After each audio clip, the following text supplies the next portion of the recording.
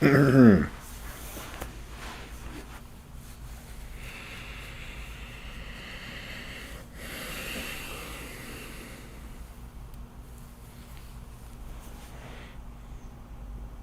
check.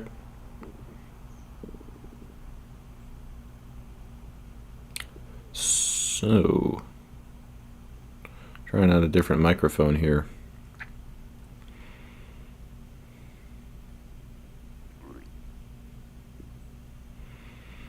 See if it works. See if it works better.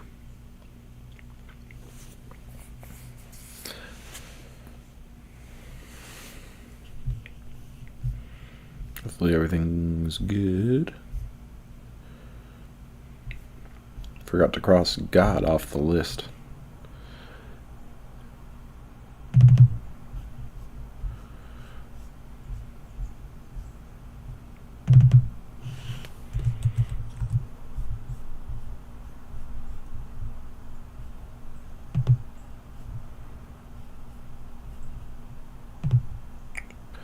Check, check. Mic check.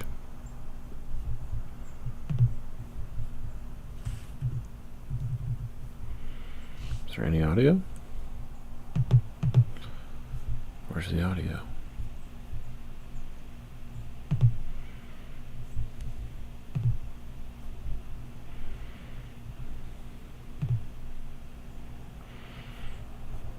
Yo. Yo, yo, yo, yo.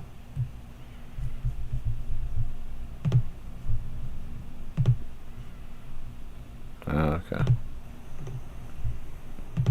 Okay.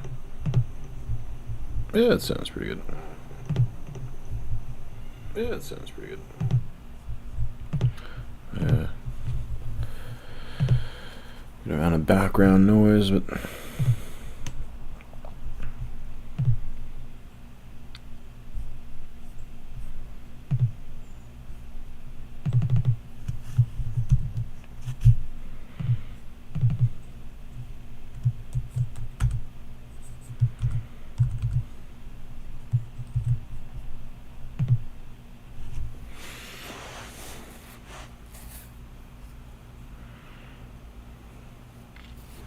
got some piping hot HEB coffee made with pour over.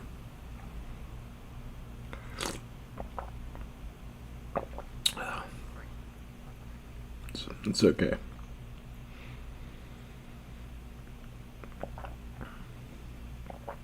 It has that gas station taste. But it's not bad.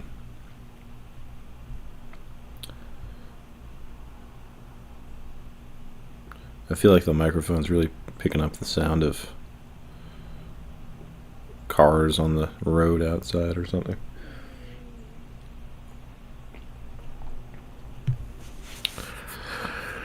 Okay, let's continue the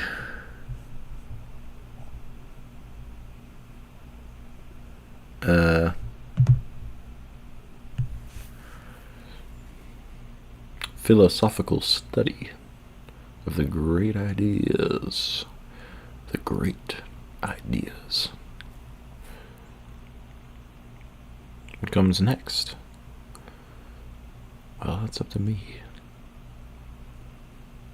Just read God.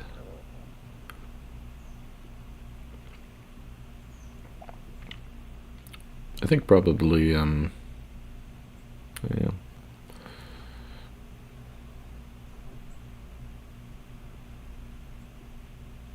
It's been talking about theology a lot in the chapters that I've been reading. How that's different from philosophy, I guess. It talks about man.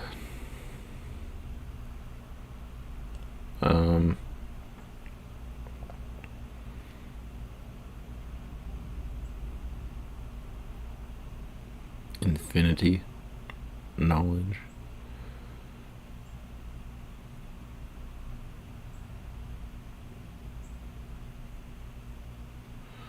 Education.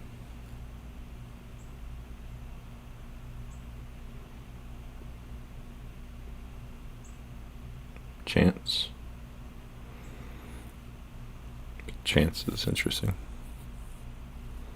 The idea of chance.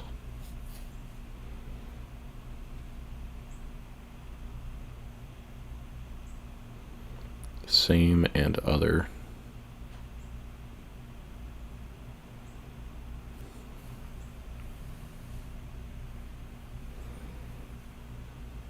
Is anything really the same?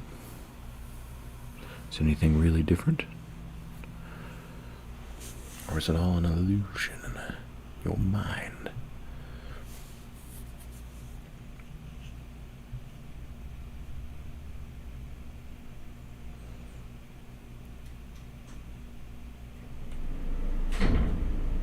God, that's loud. I have to figure out why I was doing that.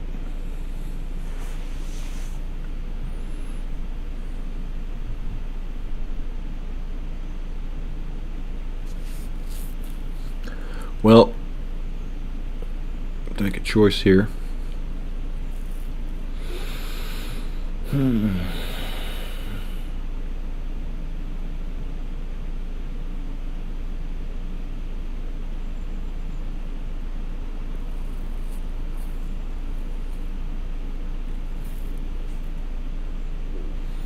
Let's finally read about mind. The mind.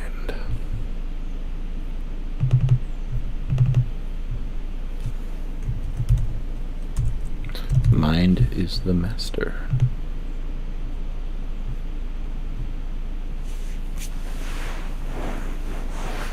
As James Allen would say.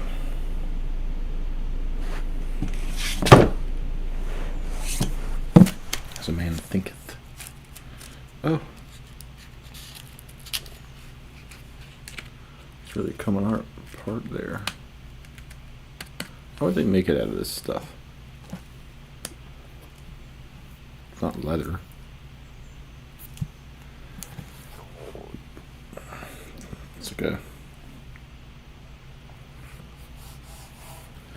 It's like a paper with a film on it.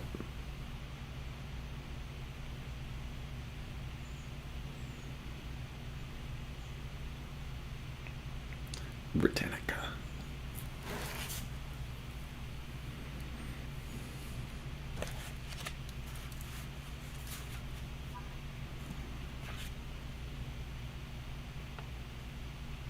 Mind. Mind's the master. 171.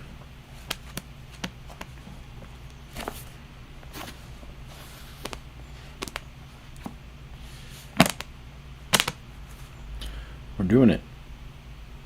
We're reading the Syntopicon as a book to be read, as Mortimer would say.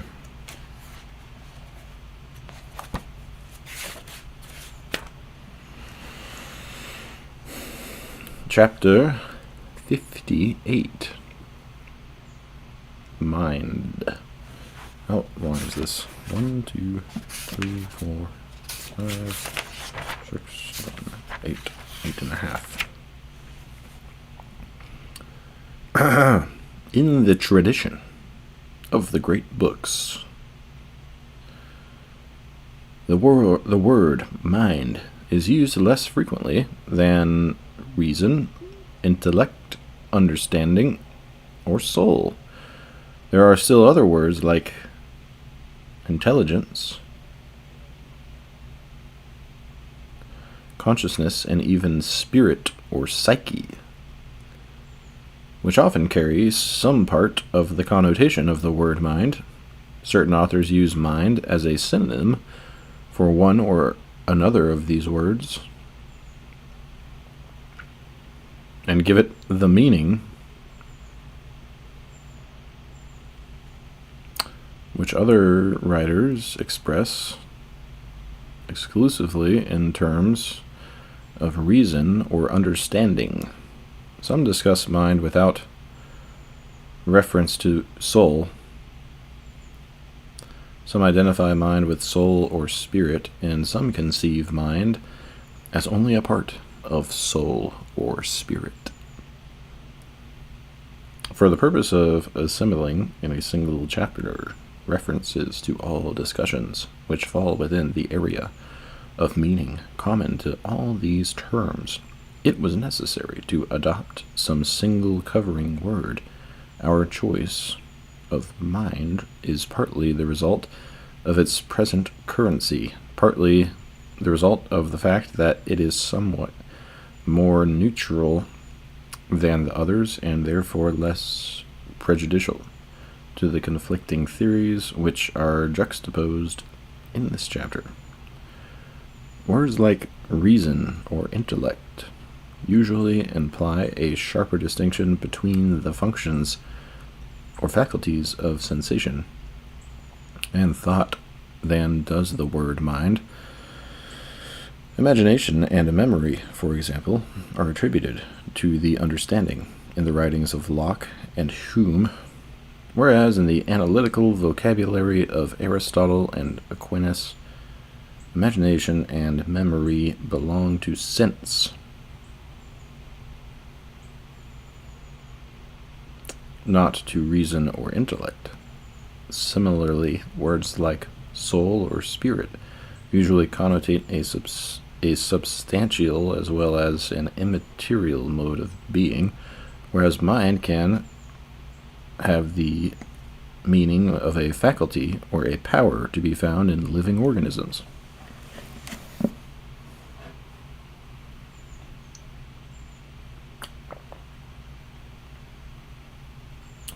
Man, that mic's really picking up everything, huh?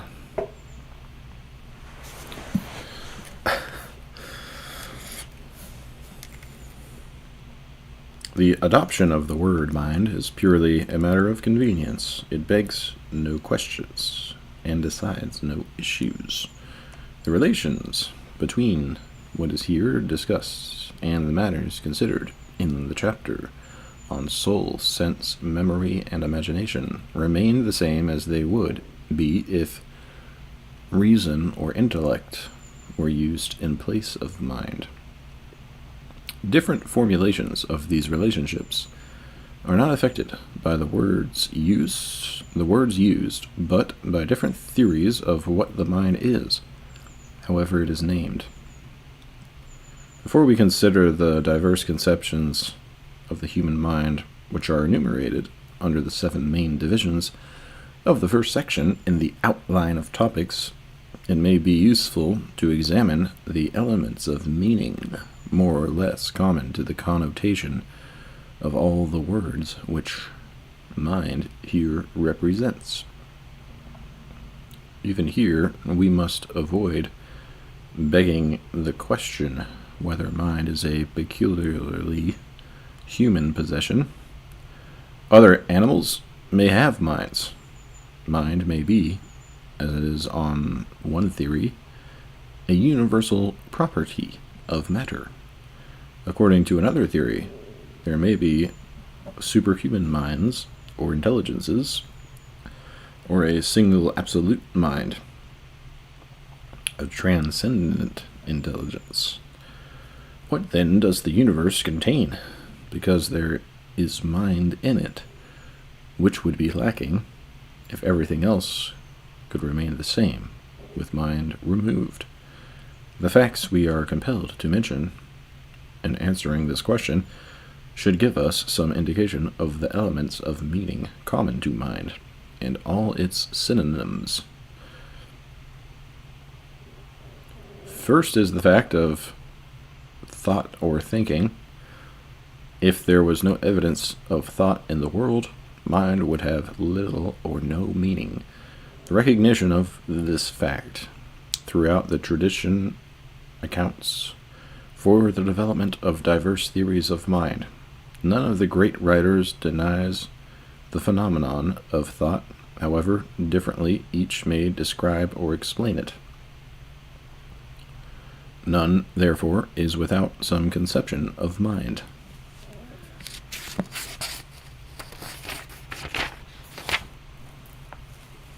It may be supposed that such words as thought or thinking cannot, because of their own ambiguity, help us to define the sphere of mind.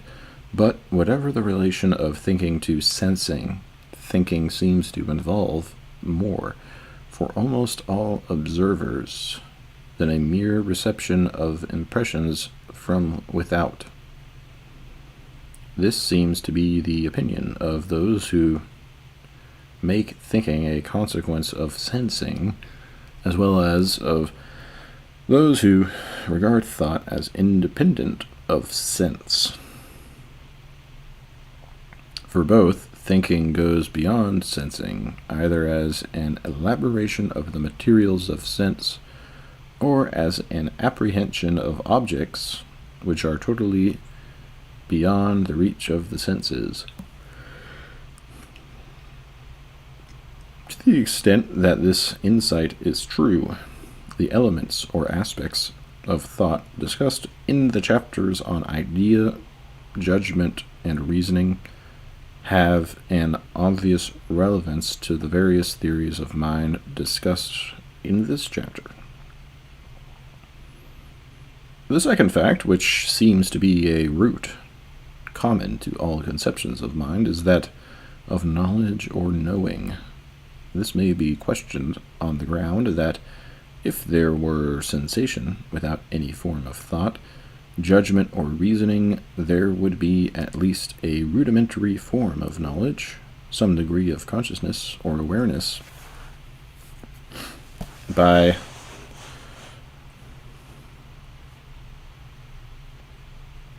one thing of another.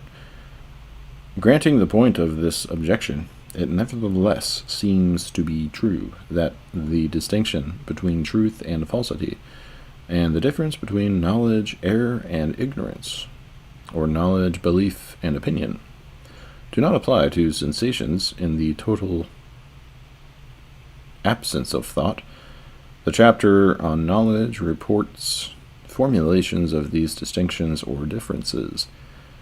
Any understanding of knowledge which involves them seems to imply mind for the same reason that it implies thought. There is a further implication of mind in the fact of self-knowledge.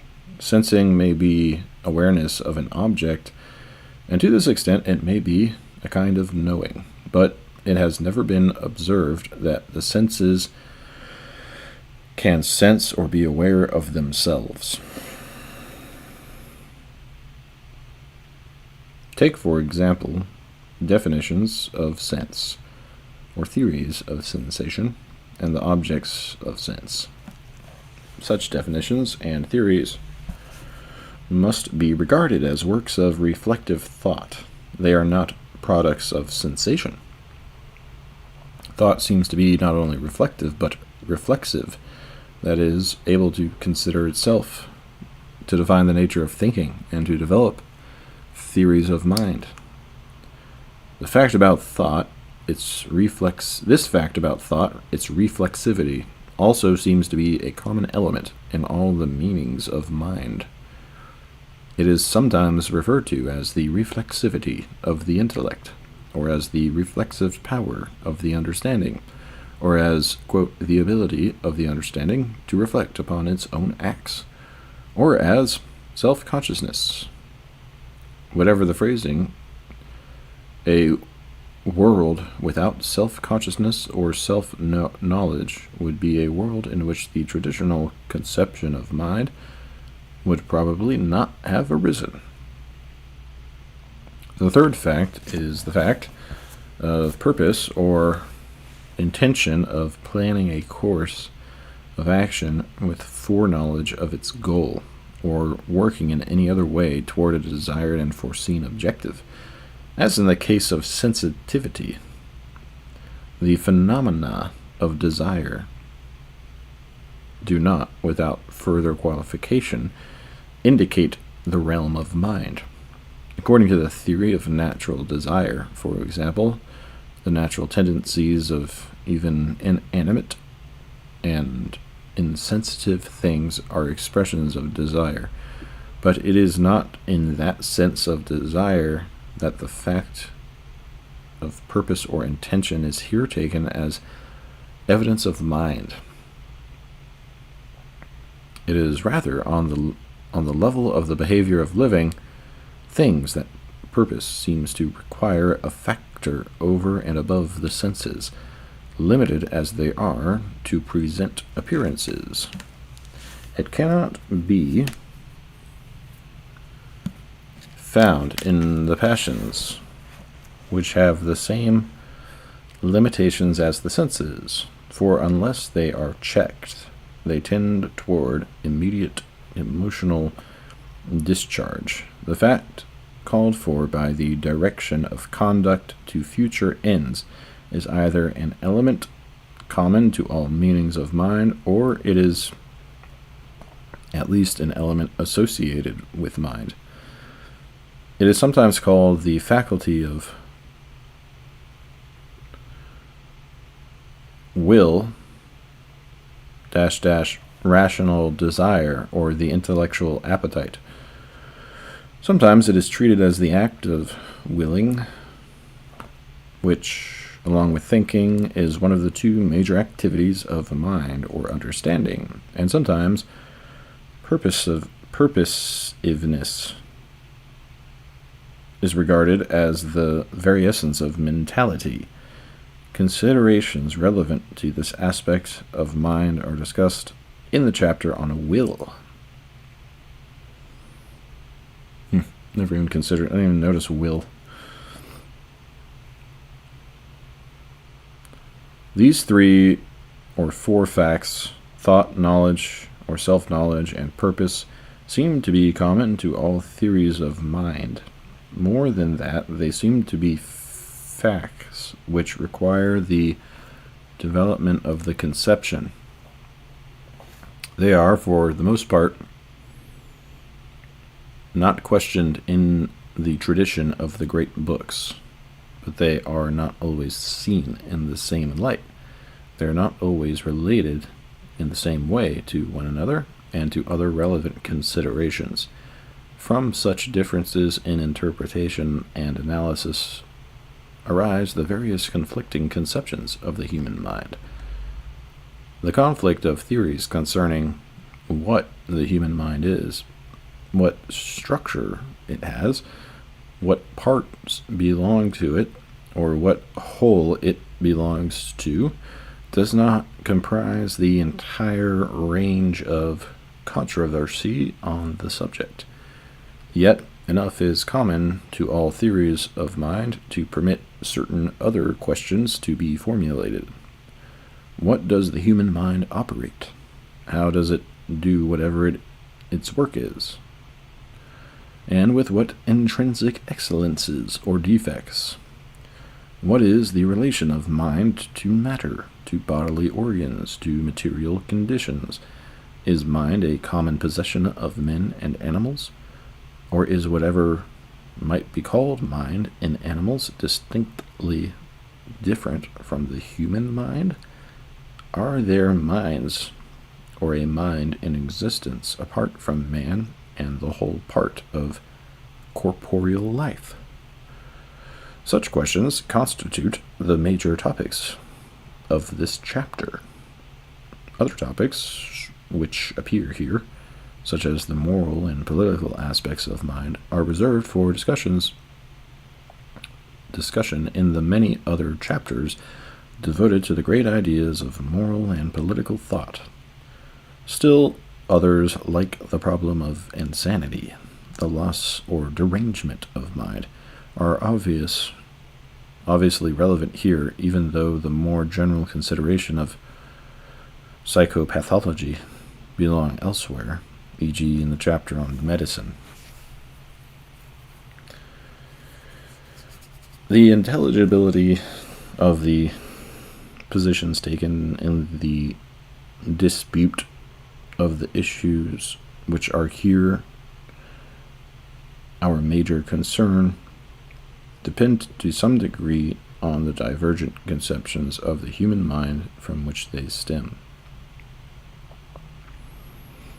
It seems necessary, therefore, to examine the 7 notions of mind which appear in the great books.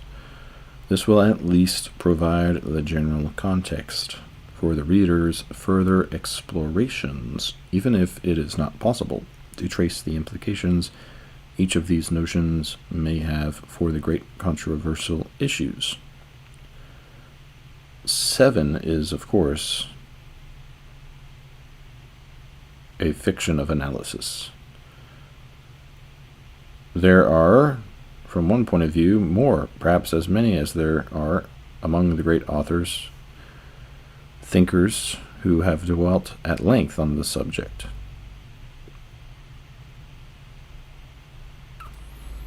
From another point of view, there may be fewer than 7, for when the lines are drawn according to certain basic differences, several of these theories appear to be variants of a single doctrine.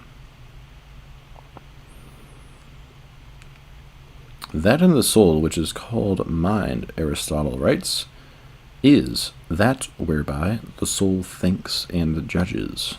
For him, as for Plato, the human intellect or reason is a part or power of the soul of man, distinct from other parts or faculties, such as the senses and the imagination, desire and passions.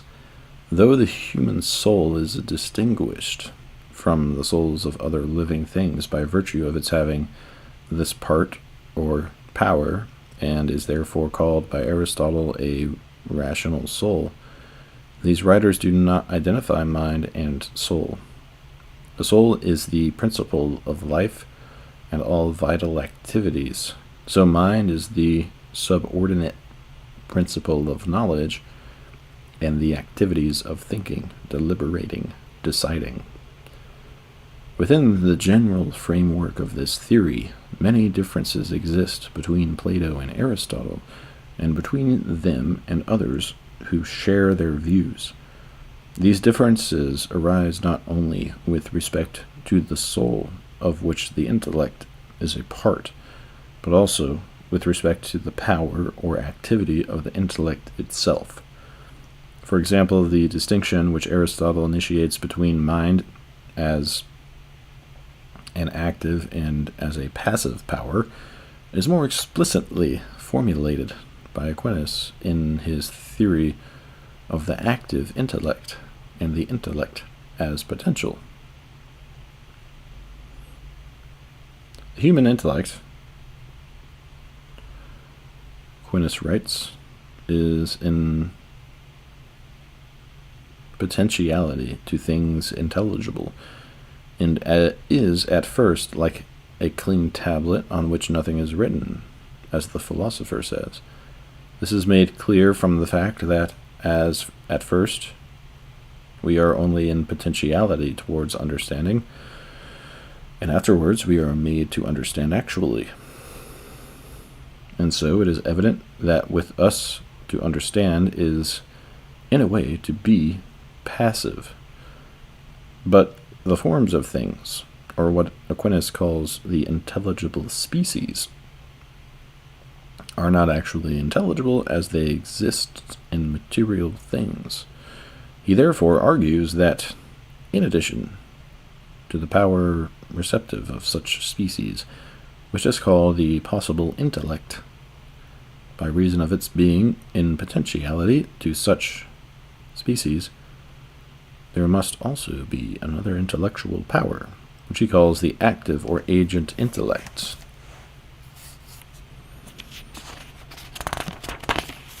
I guess I should try to pronounce his name correctly. Nothing, he says, can be reduced from potentiality to act except by something in act, or already actual. We must therefore assign on the part of the intellect some power to make things actually intelligible, by the abstraction of the species from material conditions. Such is the necessity for positing an agent intellect. The most explicit formulation which Aquinas gives of the distinction between the Active in the possible intellects as distinct powers has further consequences for the analysis of three states of the passive or possible intellect distinguished by Aristotle. The intellectual power which is receptive of the intelligible species may either be in complete potentiality to them as it is when it has not yet come to understand certain things, or it may be described as in habitual possession of the intelligible species when it has previously acquired the understanding of certain things, but is not now actually engaged in understanding them. In the third place, the potential intellect may also be actual or in act whenever it is actually exercising its habit of understanding or is for the first time actually understanding something. Follow that?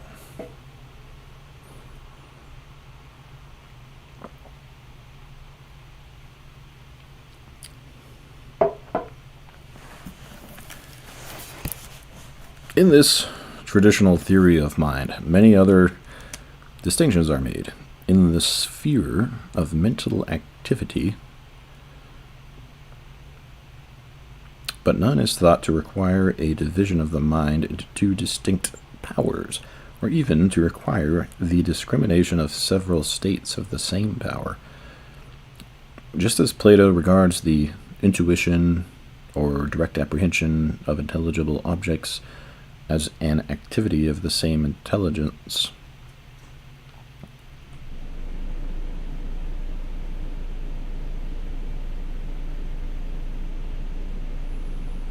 which is able to reason discursively about the ideas it can contemplate, so Aristotle and Aquinas assigned three different activities to the intellectual power which apprehends intelligible objects, not by intuition, but only as the result of the abstraction of forms from matter by the active intellect.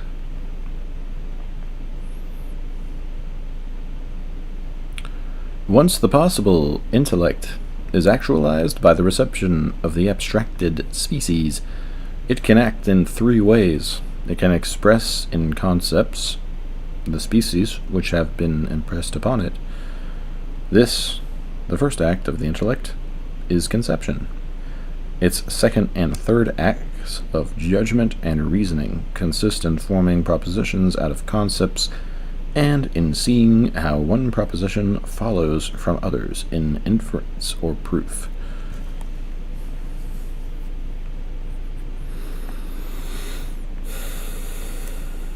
It's crazy how people ever put words to such abstract things when you think about it.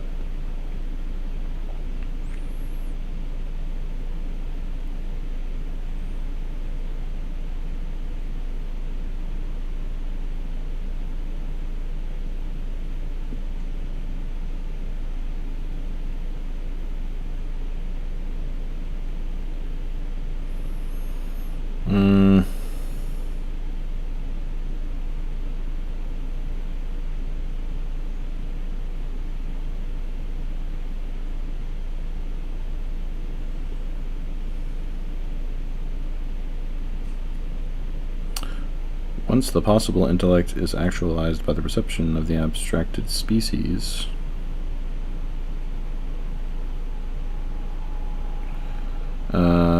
totally forget where I left off.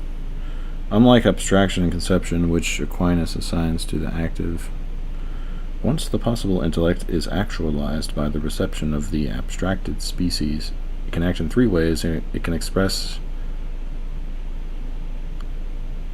First is the act.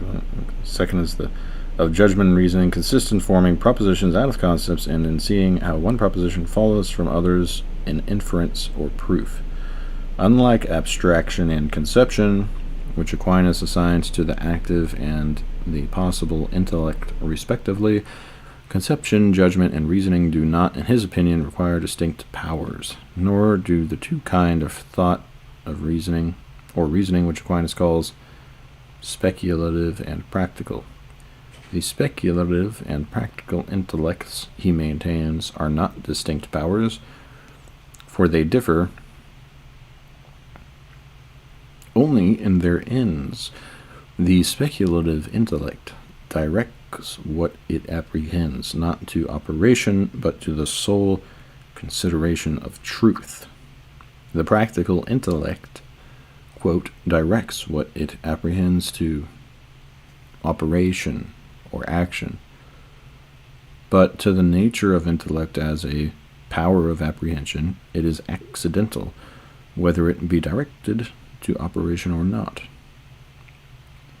Not all the foregoing distinctions are made, or made in the same way, by Plato, Aristotle, and other authors like Plotinus, Augustine, or Aquinas, who stand together in regarding mind as only a part of the human soul.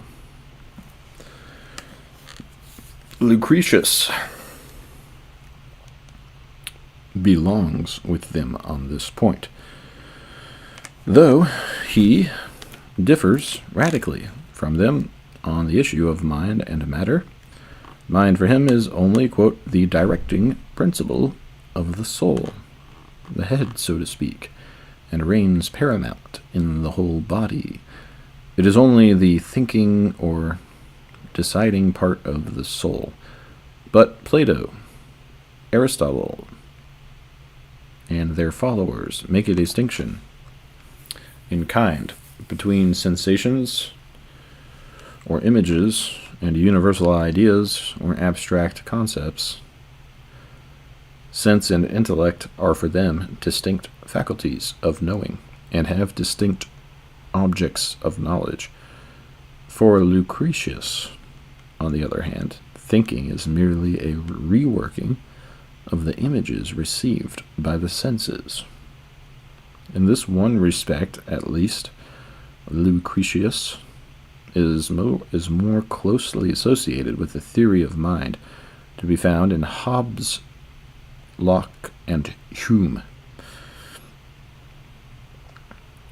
In the consideration of mind, agreement on one point seems everywhere to be accompanied by disagreement on another. Locke does not agree with Lucretius or Hobbes about the materiality of mind, and though he agrees with Berkeley that mind is a spiritual entity, he does not agree with him any more than he agrees with Hobbes and Hume about the abstraction of general concepts from particular sense impressions.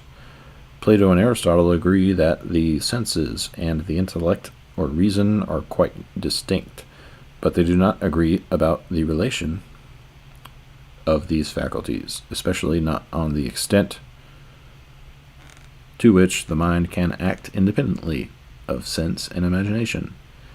Augustine seems to share Plato's doctrine of reminiscence as an account of how the senses recall actively to mind ideas it has always somehow possessed. Aquinas adopts Aristotle's doctrine of abstraction as the quite contrary account of the role the senses play in providing the materials on which the mind works to obtain ideas. But Augustine and Aquinas come together on another point in which they depart, like from Aristotle and Plato.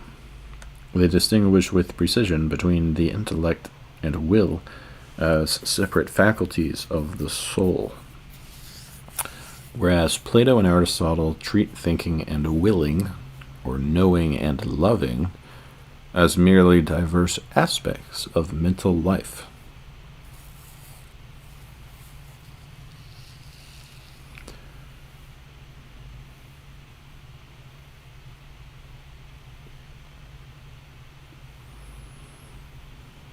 Hair's getting kind of long, isn't it? It's time for a trim.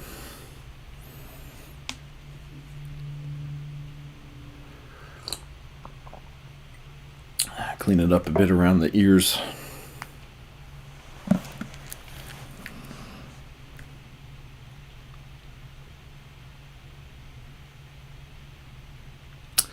The same situation prevails with respect to other theories of mind, which we must now consider in their own terms.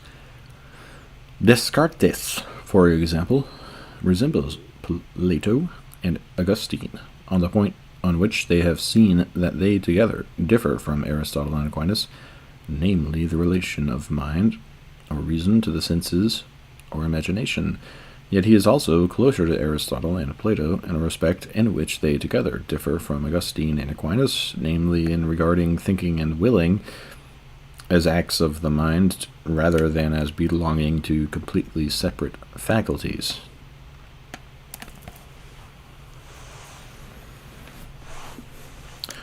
These agreements and differences occur in the context of a basic opposition between Descartes and all the other writers so far mentioned. Unlike all of them, he identifies the human mind with the rational soul of man. In the dual nature of man, he says, there are certain activities which we call corporeal, e.g., magnitude, figure, motion, and all those that cannot be thought of apart from extension in space, and the substance in which they exist is called body. Further, there are other activities which we call thinking activities, e.g., understanding, willing, imagining, feeling, etc., which agree in falling under the description of thought, perception, or consciousness. The substance in which they reside we call thinking, thing, or the mind, or any other name we care.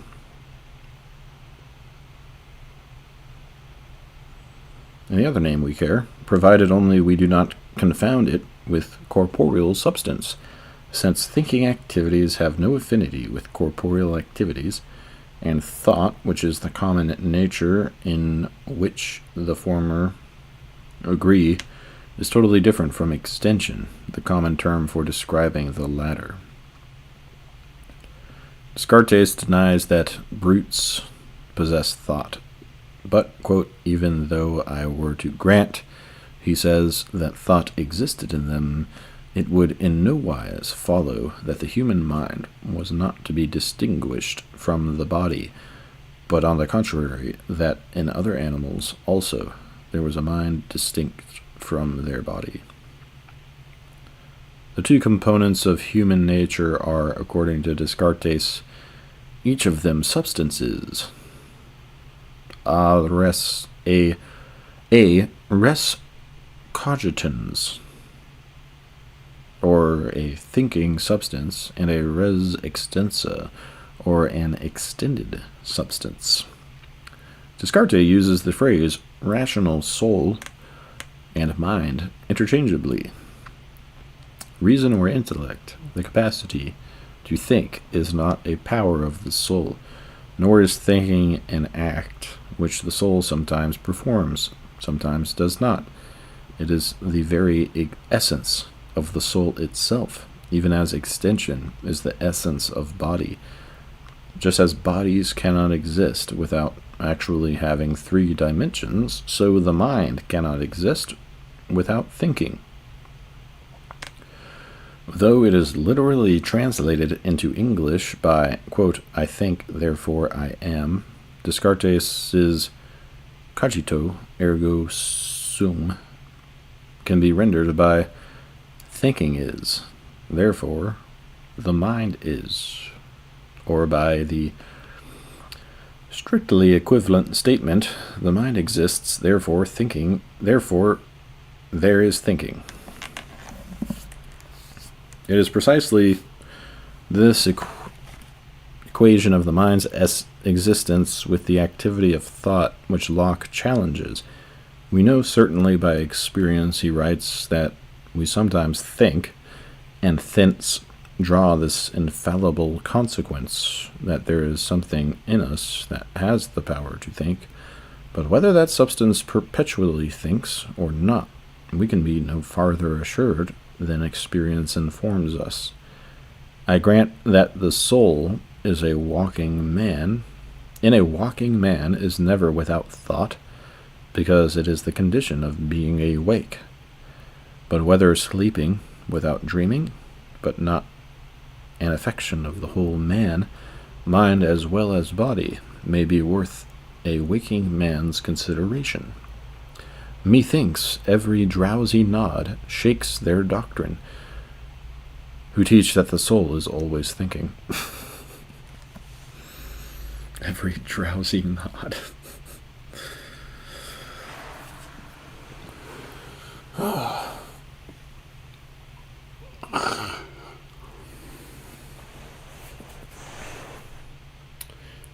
What is striking about this disagreement is that Locke and Descartes agree in their conception of man as a union of two distinct substances, the union of material substance, or body, with a spiritual substance, a mind or soul. It is not surprising, however, that Berkeley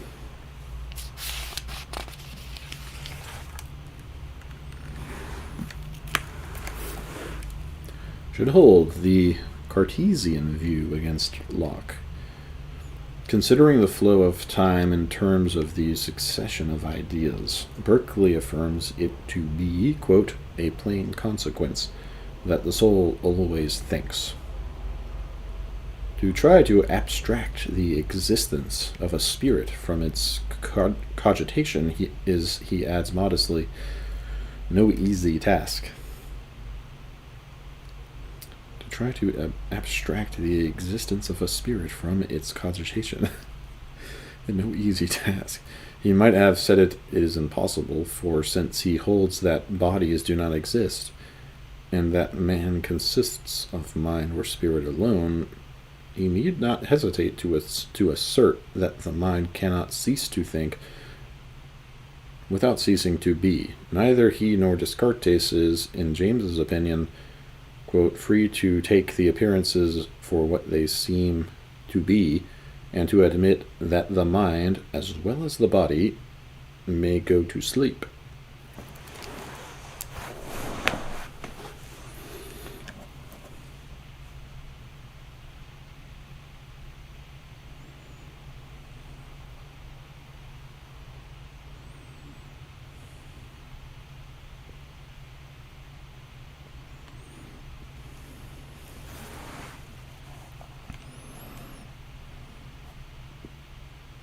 Despite these differences, Descartes, Locke, and Berkeley seem to agree on the range of activities within the sphere of the mind.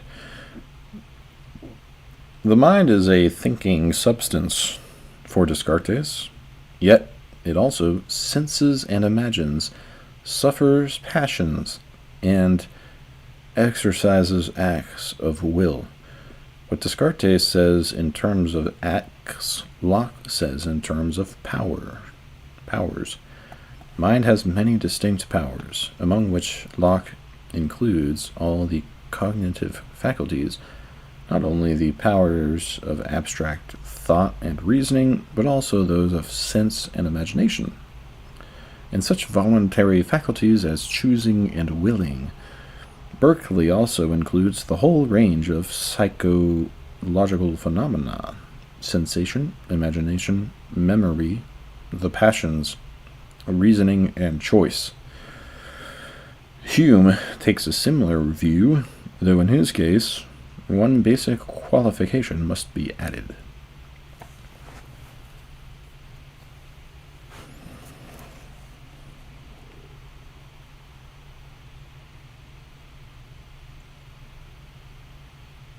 He does not conceive the mind as a soul or a spirit or any other sort of substance. He even has some difficulty with the notion of its continuity or identity from moment to moment in the flow of experience. Yet he says, quote, it cannot be doubted that the mind is endowed with several powers and faculties, that these powers are distinct from each other. There are many obvious distinctions of this kind, such as those between will and understanding, the imagination and the passions, which fall within the comprehension of every human creature. What the mind is, or how it exists, we may not be able to say, but Hume thinks that, quote, If we can go no farther than this mental geography or delineation of the distinct parts and powers of the mind, it is at least a satisfaction to go so far. Yeah. And people think we can create artificial intelligence. We can't even define what the mind is.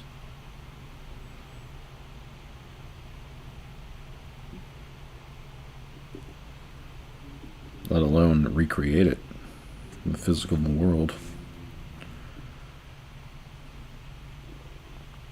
Descartes' theory of mind seems to serve as a point of departure in another direction from that taken by Locke.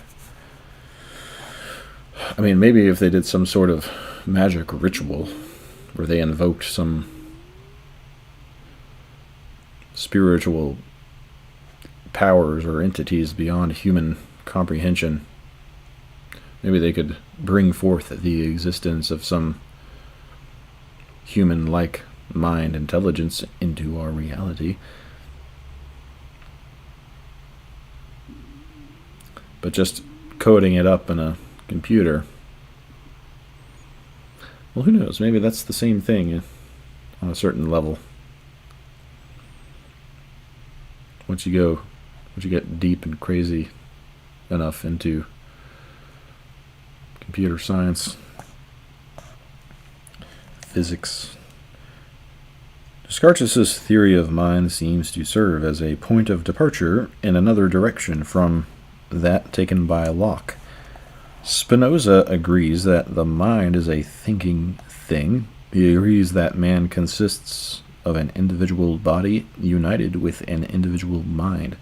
But he differs from Descartes on the meaning of substance. By its very nature, substance is infinite.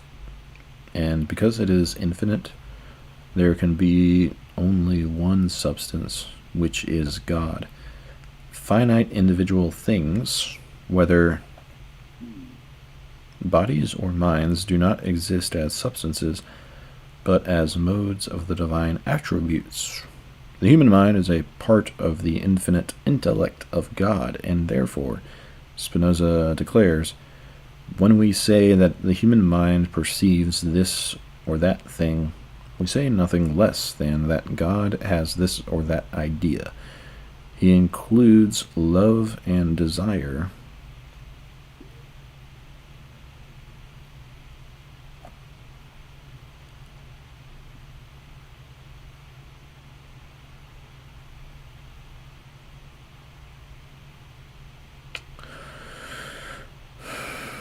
As well as perception and imagination among the affections of the mind, even calling them modes of thought.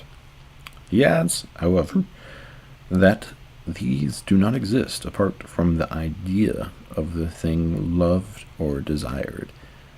Quote, though the idea may exist, although no other mode of thinking exists.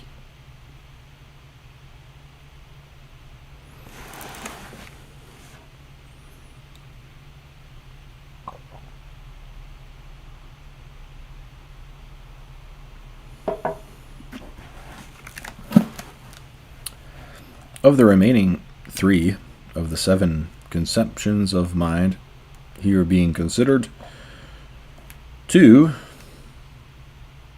beat certain resemblances to theories already mentioned.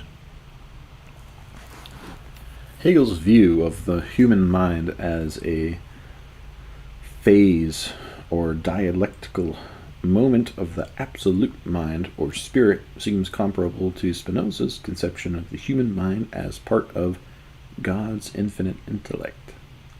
The Hegelian theory of mind, developed in such works as the Phenomenology of Mind and the Philosophy of Mind, is reflected in his Philosophy of History and in his Philosophy of Right. The expression of his views of mind appears, therefore, in the chapters on history and state, as well as here. There seems to be similar justification for associating the views of William James with those of Locke and Hume. Willing to posit a soul, quote, influenced in some mysterious way by the brain, states and responds to them by conscious affections of its own, James goes on to say that the bare phenomenon, however, the immediately known thing which on the mental side is in apposition with the entire brain process, is the state of consciousness and not the soul itself. What the soul is and whether it exists belong to metaphysics. So far as psychological observation and analysis are concerned, the phenomena of mind are to be found in the stream of thought or consciousness. States of mind are states of consciousness. James uses the words feeling or thought to cover every type of mental operation, every state of mind, every form of consciousness, including sensations and emotions, desires and wishes, as well as conception and reasoning. Locke and Hume distinguish powers of the mind according to different types of mental operation. James tends rather to analyze the mind in terms of its diverse states according to different types of mental content. But he also lays great stress on the dynamic interconnection of the various elements of consciousness in the continuous flow of the stream of thought. Freud, too, presents an analysis of different types of mental content and accompanies it by a theory of the different layers of mind or psychic structure.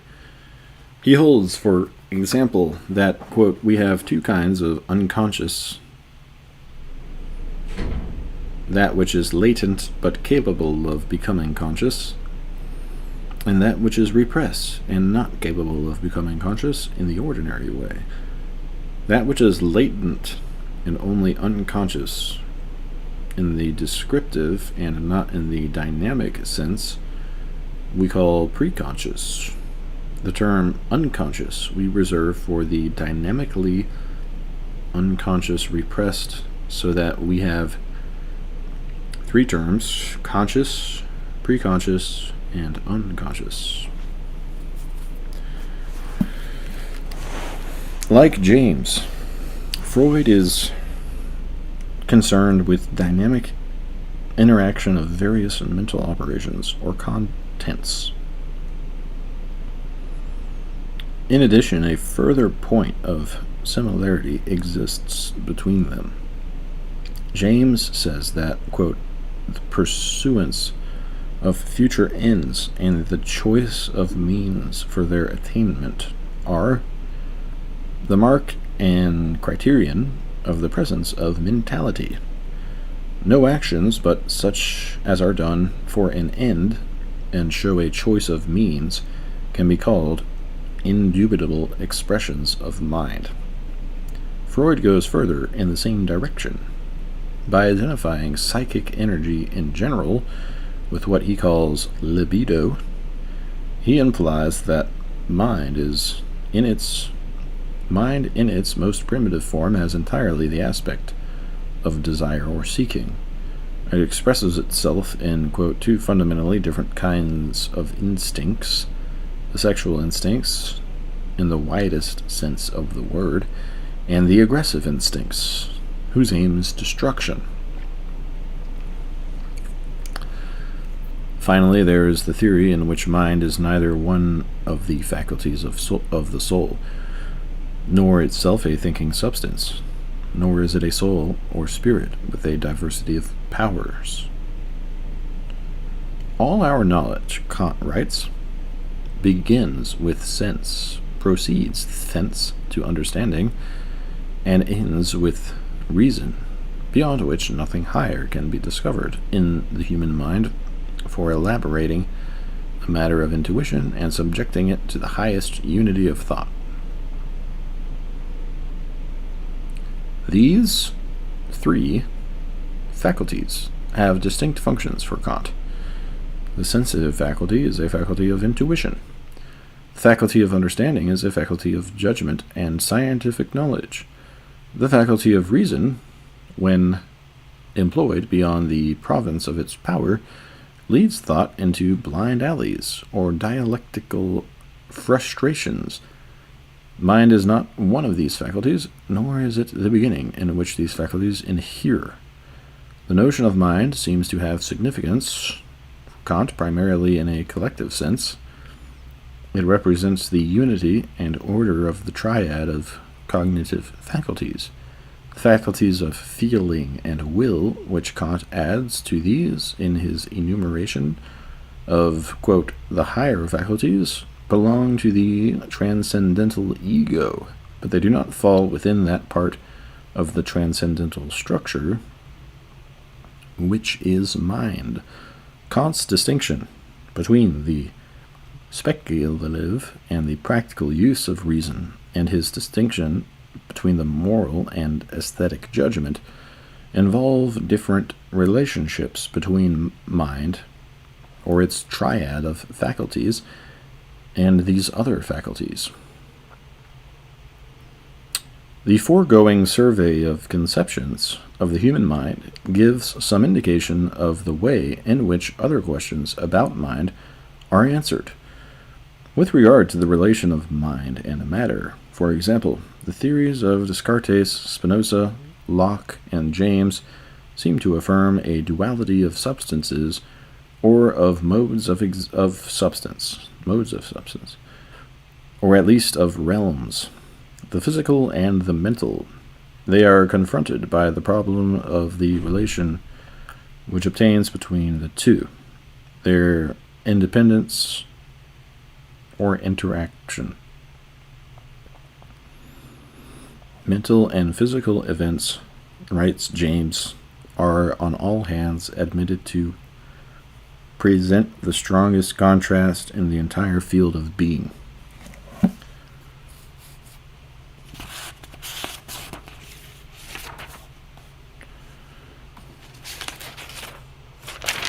The chasm which yawns between them is less easily bridged over by the mind than any interval we know.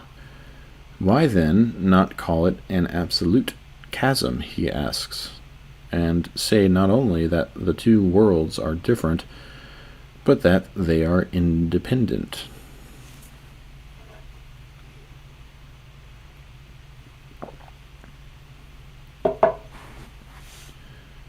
James thinks that to urge this theory of the complete independence of mind and body is an unwarrantable impertinence in the present state of psychology.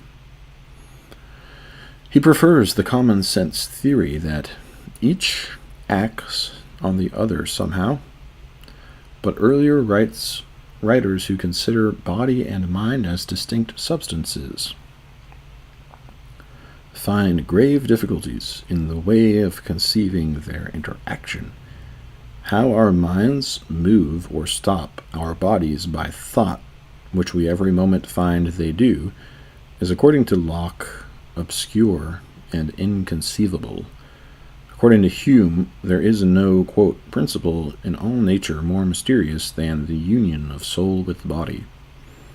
He interprets one consequence of the union to be that, quote, a supposed spiritual substance acquires such an influence over a material one that the most refined thought is able to actuate the grossest matter. What we empower by a secret wish to remove mountains or control planets in their orbit, this extensive authority, Hume thinks, would not be more extraordinary nor more beyond our comprehension. Denying that bodies exist, Berkeley nevertheless argues that, even if they did, they could exert no influence upon mind. Though we give the materialists their external bodies, he says, They, by their own confession, are never the nearer knowing how our ideas are produced, since they own themselves unable to comprehend in what manner body can act upon spirit, or how it is possible that it should imprint any idea in the mind. Hence it is evident that the production of ideas or sensations in our minds can be no reason why we should suppose matter or corporeal substances, since that is acknowledged to remain equally inexplicable with or without this supposition.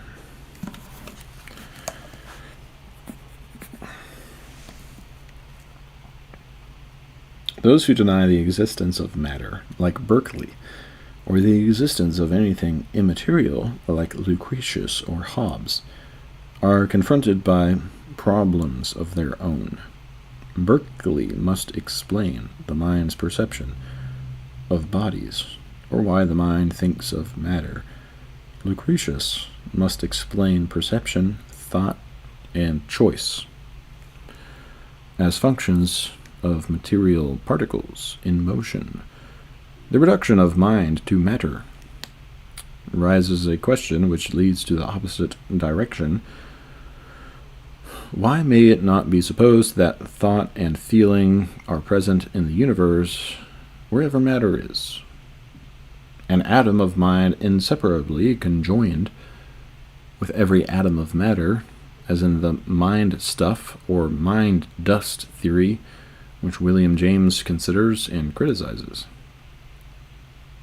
Still another formulation of the relation of mind to matter is found in the theory of Aristotle and Aquinas, according to whom the rational soul is, quote, the substantial form of an organic body, but the intellect, one of its powers, is not united to matter in any way. Mind is said to be immaterial in that understanding, or thought does not require a bodily organ.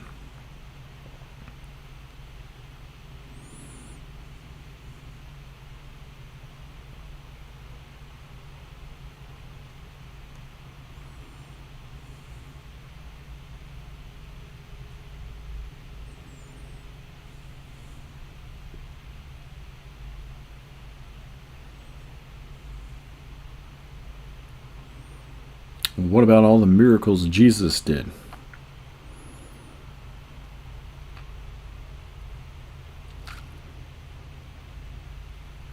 The angelic intellect, according to Aquinas, is a cognitive power which is neither the act of a corporeal organ nor in any way connected with corporeal matter. The human mind is not so completely divorced from matter, for though man's intellect, quote, is not the act of an organ, yet it is a power of the soul, which is the form of the body. Among all bodily forms, the human soul alone has the distinction of possessing, quote, an operation and power in which corporeal matter has no share whatever.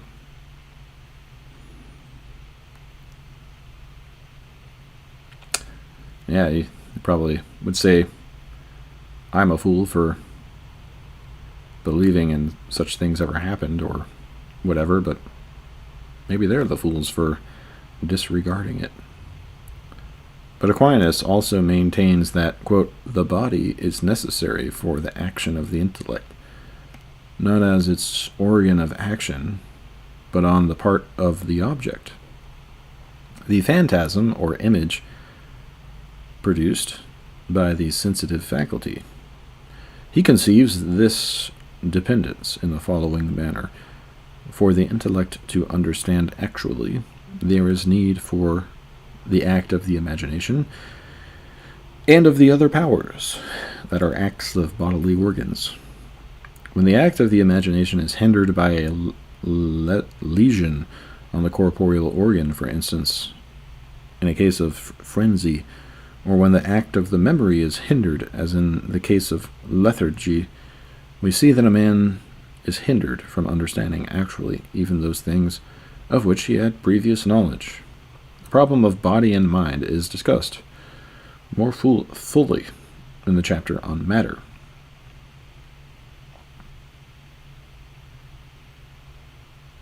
Yeah. Seems like the brain is required for healthy, for the ability to interface with knowledge. The problem of body and mind is discussed more fully in the chapter on matter. Other problems involved in the theory of mind similarly occur in other chapters as well in this one, e.g., the problem of mind in animals and men. In the chapters on animal and man, the problem of the existence of mind superior to that of man. In the chapters on angel and God, the problem of the origin of idea in the human mind, the chapters on idea and memory and imagination. It should be noted, however, that agreement or disagreement on the nature of the human mind does not always determine agreement or disagreement with respect to these other questions. Kind of makes me laugh that these guys take all this stuff so seriously and really believe that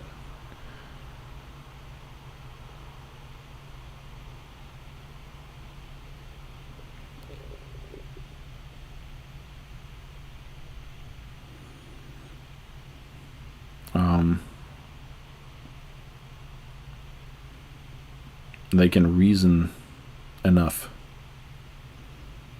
to understanding of the way things are, as if the way things are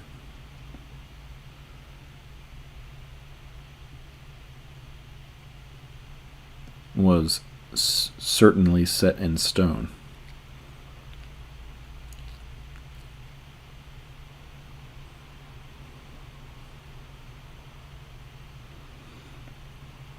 It's kind of funny, and then like someone like Jesus comes on the scene and is like, hey,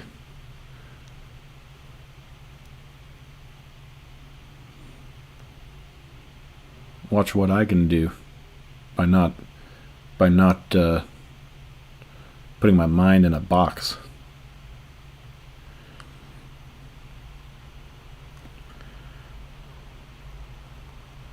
Sharing the view that the mind is a spiritual substance, Locke and Descartes do not agree about innate ideas or principles. Locke tends to agree with Aristotle.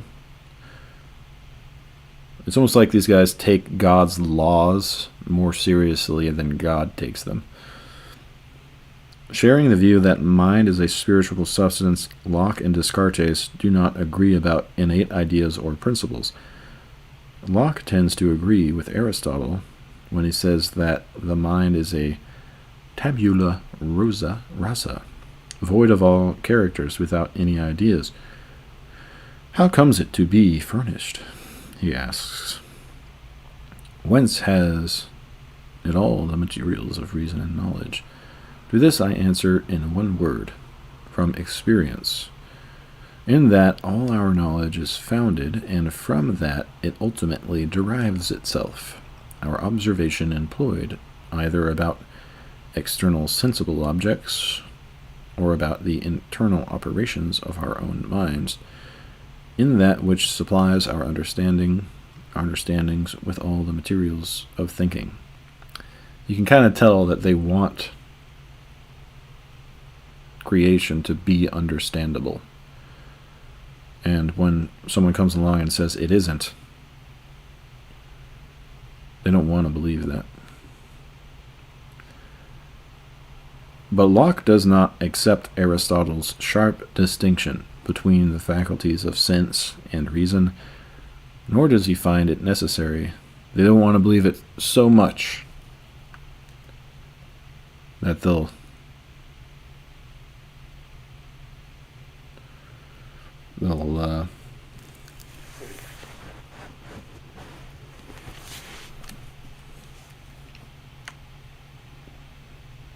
go mad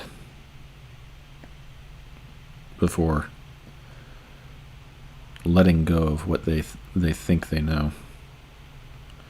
But Locke does not accept Aristotle's sharp distinction between the faculties of sense and reason, nor does he find it necessary to adopt Aristotle's notion of an active intellect to explain how the mind abstracts general ideas from the particulars of sense perception. So far as his theory attributes to mind the power of sense, Locke has more affinity with Berkeley and Hume than with Aristotle. Yet on the question of abstract ideas or the distinction between men and brutes, he is as much opposed to them as they are to Aristotle. And I'm not condemning guys like Mortimer for being interested in great thinkers.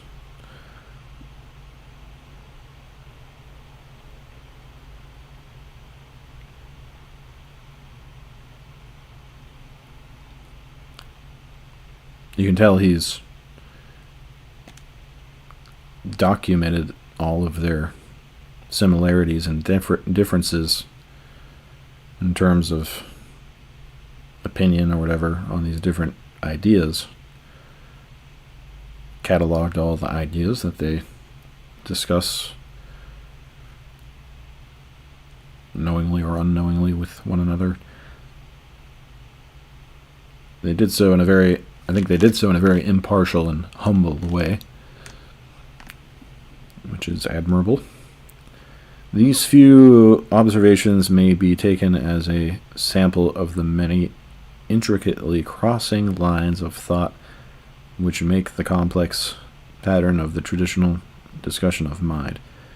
With few exceptions, almost any other choice of authors and topics would provide similar examples. That fact, combined with the fact that almost every major topic in this chapter leads into the discussion of other great ideas, tends to make the chapter on mind a kind of focal point for perspective on the whole world of thought. It is not surprising that this should be the case, for on any theory, mind is somehow the place of ideas, or as Aristotle says, the form of forms.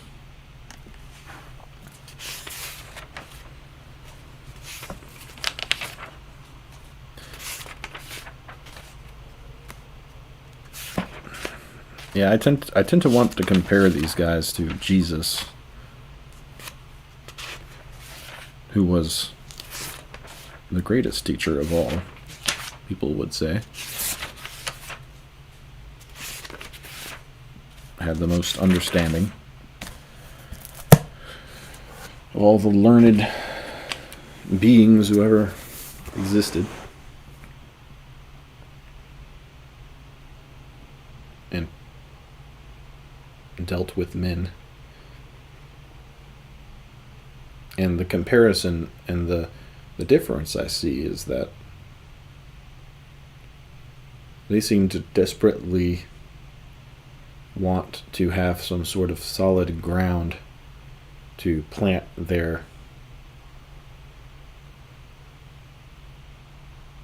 existence on. Some sort of solid understanding that they can get a grip on.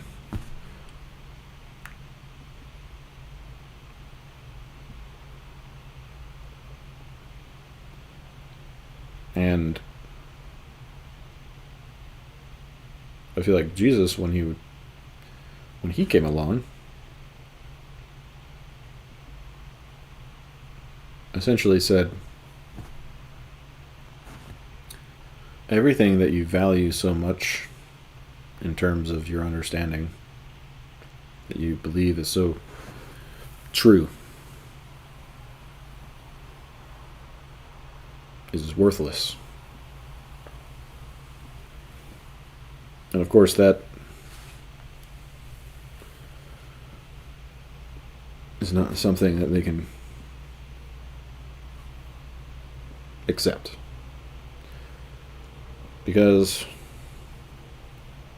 Probably because it's just too terrifying to them to be so adrift in reality. Nothing really substantial to take hold of.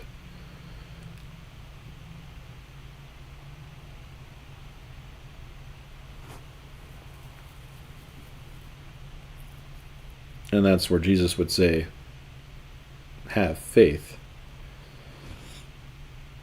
And what does that mean? It means not freaking out.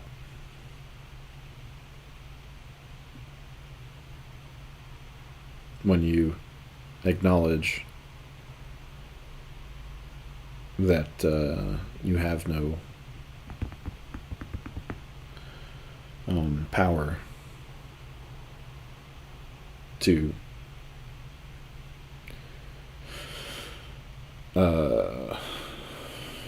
make anything real through your understanding of it, which is what these philosophers probably are trying to do without realizing it.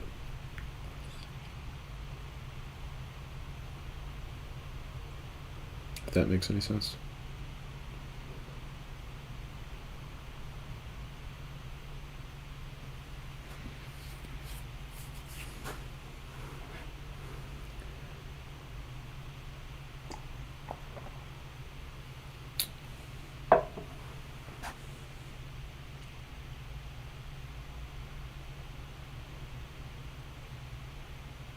Trying to make real by understanding it. Yes, well.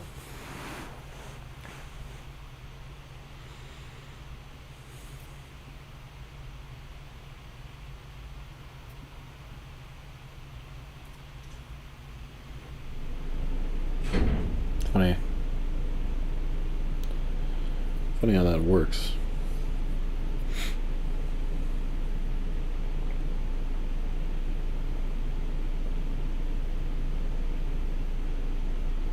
Seems to be something different required of a man than understanding.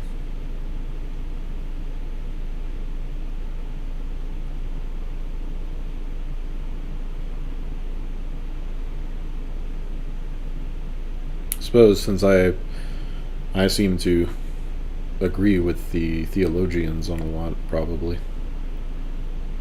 Should probably study their writings better. Aquinas, Augustine, Summa Theologica, Confessions, City of God.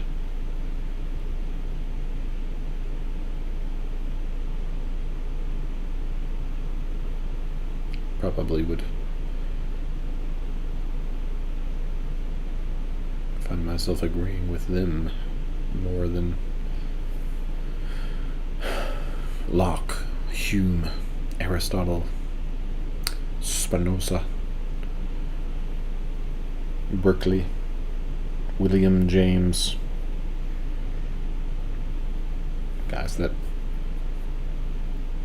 Mortimer keeps referencing.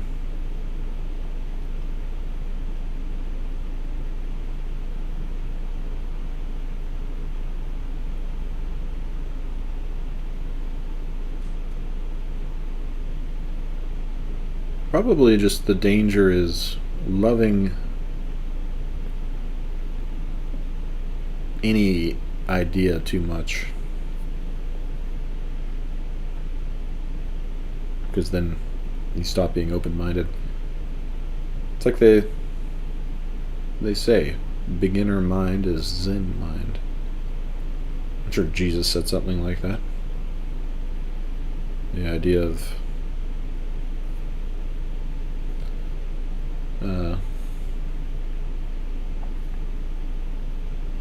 being like a child.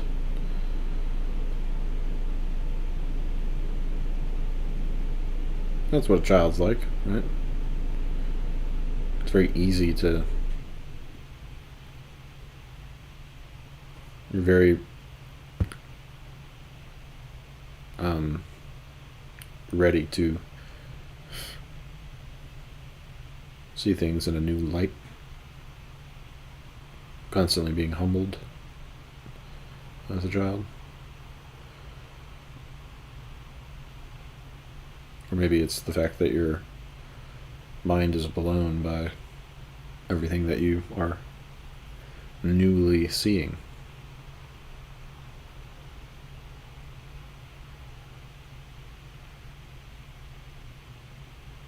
And so you are happy to entertain anything different from what you already think you know.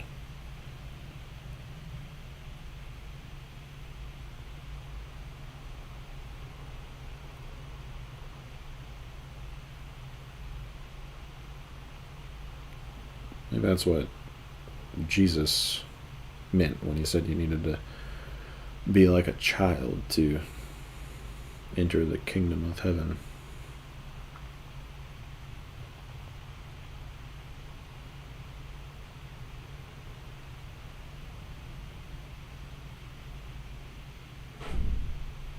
There's a humility to it.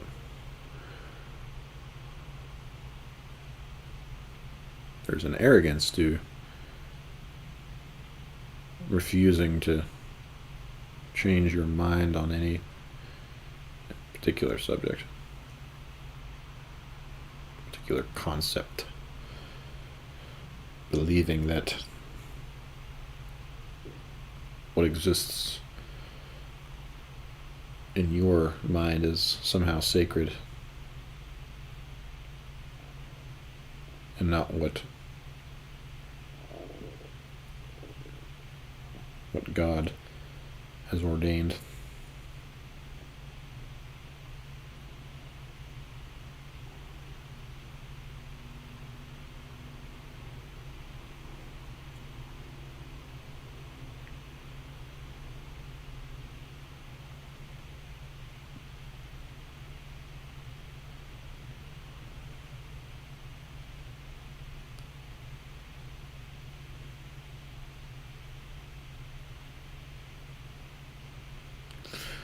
Well, let's cross it off the list.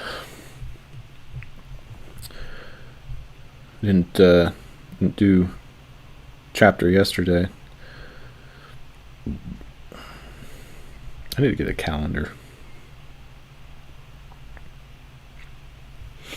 Only 2 more days until Ralph Fiennes' The Return comes out. Which might be the first movie I go see at the theater in a long time.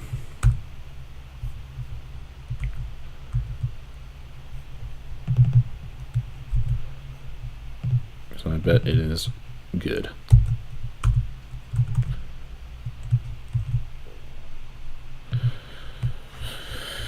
Even though it's low budget and all the actors in it are old. Ralph Fiennes was like, yeah, I'm old. But look, I'm freaking ripped. I'm like a gnarled rope. I'm Odysseus. That actually looks pretty good. Odysseus comes back and he's got to kill everybody that's trying to take over his kingdom. Lock them in a room and massacre them.